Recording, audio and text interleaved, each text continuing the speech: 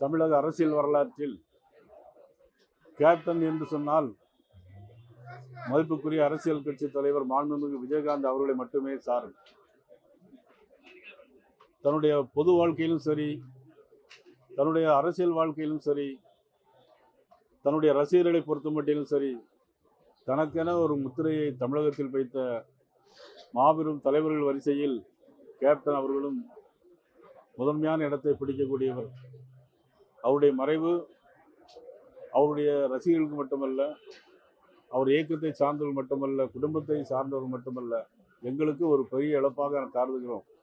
நண்பர் என்கின்ற முறையிலும், சட்டமன்றத்தில் அவரோடு பணியாற்றினேன் என்கின்ற முறையிலும், புரட்சித் தலைவர் அம்மா அவர்கள் இருக்கும்போது தேர்தலிலே கூட்டணி அமைத்து போட்டியிடும் போதும் அவர்களுடைய பழகும் விதம், அவர் எங்களோடு பகிர்ந்து கொண்ட கருத்துக்கள் இன்றும் அது நினைவிலே நிற்கிறது.